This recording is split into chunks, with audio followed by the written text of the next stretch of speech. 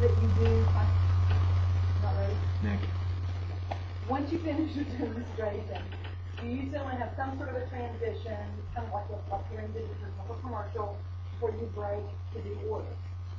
It's really important that you take time to visit with each customer one-on-one when you're doing orders. So a good thing to do is just to say, ladies, I'm going to go and get a glass of water. I'll be sitting out at the dining room table. I've got my calculator, so you don't need to worry about it.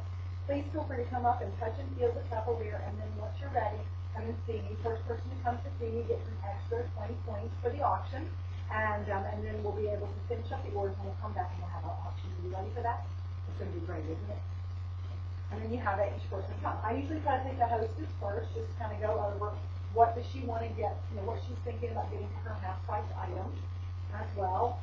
Some people will use some other special, like a special offer for the hostess, and you kind of take her aside and talk to her. One of my girlfriends that does modular makes a lot. She tells everybody who has a party with her that they get $20 off any modular made set, any one of her modular made sets for being the hostess. Now what she's really doing is just giving up her discount on that set when they have their party, but it's incremental sales for her. So what she'll do is she'll take the hostess first, she'll help the hostess. Really all you need to decide right this minute is which one of my sets you want to get $20 off. And then she knows that. She says, okay, now go tell the next person to come. And that way the hostess is done. She just sets it aside, so she knows which one of the sets the hostess wants to get. But it kind of gives everybody a chance to look at their stuff and decide what they're going to be buying before they come to her. She comes back and the first person. I give extra points for the first person to come. That kind of gets me going, so nobody's just sitting around. And then as they go back, I'm just telling the next person to come on. And they continue to do that. The reason you do orders one-on-one, who knows why you do orders one-on-one? It doesn't get confusing, but it also it gives you the opportunity to talk with them one-on-one without putting them in a position where they feel uncomfortable in front of their customer. So if you're talking to me, and most of the people now, they've already filled their name and everything out at the very beginning, so when they bring their order form, they're just going to hand it to me and let me fill it in. Because it's easier for them to let me fill it in than for them to look for it. But at the same time, I'm always going to have with me the current monthly mailer, any specials that we have going on, the purchase with purchase items, and the special on the back of the mailer. Now, if you don't have all of those pieces, it's okay. But if you can have one, or like the quick shake that we have on the back of it, coming up on the next one. Or you could have the purchase item right here. Depending on what you think is the big stuff, the big one, the one that everybody's going to want to add to their order. Have that one, and then you have your mailer. And so as you're adding up their stuff and you're talking with them about what they're getting, so like with Tanya, because she told me at the beginning that she had modulars. So were there any new modulars you needed to add to your order tonight? And we're talking and going through, is there anything else that you think you need through that? And I'm totaling up her order. Before I get to the final, I go, by the way, I don't know if you noticed, but we have this special tonight because you're here at the party. It's only available because you're here at the party. Did you want to, and I did a quick demonstration of it, did you want to add one of these to your order? And I just go like this. And they'll usually say, yeah. Okay, great. And I will hit add. By the way, you have qualified for a really special offer that we have tonight. And then I don't talk about the purchase of purchase. The key is saying you qualify. Instead of saying, did you want to buy the purchase of purchase? You qualify for this special offer. It's a so-and-so. You use it with it. It's only this much. And so that, because if I said you qualified because you spent $100, they might be thinking, oh, I'm spending money.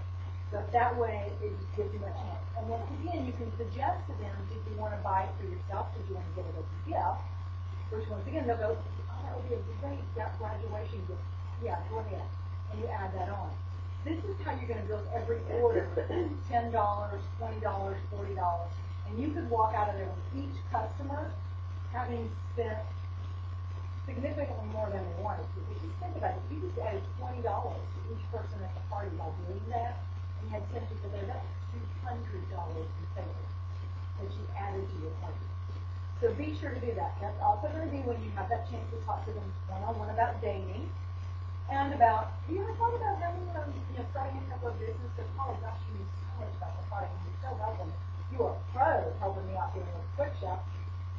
And that way you have that one-on-one chance where they can be honest with you without feeling like their friends are all watching. Okay? Once you've done all the orders, then you're going to tell everybody, come on back, it's almost time for the auction, almost time for the auction, it's going to be so exciting. But before we do the auction, we're going to play one more game and give you a chance to get some money. Ready for that? Okay. And then I'm going to go around and I'm going to ask each of you just to pull out one of my little containers here.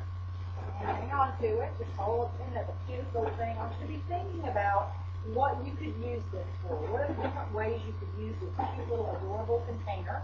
Anybody know what we call this container? It's a smidget.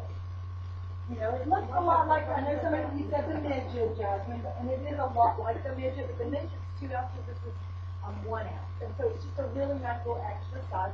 What can you do with a smidget? Oh, Linda, what would you do with your smidget? Change is great for it. Okay, Tanya, what about you? I actually say people from my different shoes. Oh, So instead of having to ask for styrofoam cupcakes for red, maybe just take out one. Good. Okay, excellent. Jasmine, what would you do with yours? Baby food. Good. Okay. Okay, well, we'll come back to that one. Bill, excellent. So you can see it's great for lots of things. Salad dressing, mustard, mayonnaise, cream cheese, peanut butter, a few little Cheerios or something for babies to nibble on. All those different things are perfect for this. Great for travel, for your shampoo, and things like that as well. But as Holly said, a Walmart bag. Now, who would ever thought to put a Walmart bag? But right here in my little snippet, I have a Walmart bag. And the reason is because, you know, if you have a little one and you're out someplace and they, you know, kind of catch you unawares, you have something to wrap it up and throw it away. If you're picking up kids at soccer practice and they have muddy shoes, or maybe you're walking out of someplace and you step in mud, you don't want to get up inside of your car, you can put your shoes in here. It's just the perfect way to have this bag with you all the time. Now, how many of you think it was like an illusion that I have that in there? Okay, well, we're going to have a little game. How many of you think you could use a smidget? Okay, I'm going to give you a chance to get a smidget. So, what we're going to do is I'm going to give each of you a little bag. Okay? I can get the lid off. Alright, so you're going to get the lid off. Okay, so here's what we're going to do. When I say go, I'm going to give you a chance to roll your bag up and get it and put it into your container. However, you have to have every bit of the bag in it, and you have to have the smidget completely sealed. First person to do it gets to keep the smidget, okay? On your mark. Get set. Go. She must know how to do it. She's a good idea.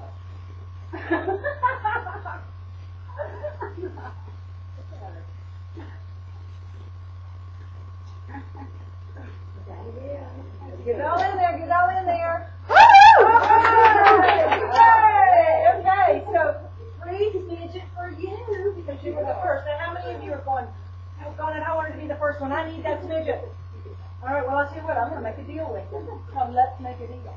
I'm going to come around, and if you're thinking maybe story time about having a Tesla party, and you're thinking that you would like to get that smidget, then here's what I'm going to do. I'm going to give you $10,000 for the auction when you say yes to having a Tesla party, and you get to keep your smidget as well.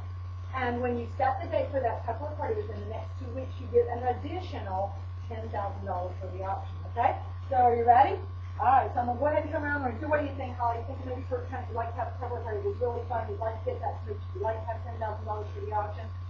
Sure. All right, well, here's the date that I have. It's the date you pick is within 2 weeks, and you're going to get an extra $10,000. So go ahead and write that on the thing, and you go around to each person. Now, if I get to somebody and they go, well, I want the smidget, but I don't know if I can have the party. Yeah, that's the way it works. I guess you'll have to just try harder at the next party to be the first one to get it in the bag, or you can set the date for that party tonight. And then you just never put it back at the same time. So that's a variation on the smidget game. Sometimes that's a little bit easier for people to explain than, you know, deciding the game of choice or which way you're going to do it. So how many of you have ever seen the smidget game played that way? How do you think you can do that? And that would be pretty easy, doesn't it? You can do that, see? It's an easy way to do it. And they want this smidget. So if you tell them, how many of you think that I can get this bag into this container and have it all filled up? then they say, oh, it can't be done. Okay, well, we're gonna have a forecast and see if we can do it. So, but always getting them to say why they like the smidget, what they can do with the smidget before you do it, because that makes them want to keep the smidget. Okay? All right, so that's the smidget game.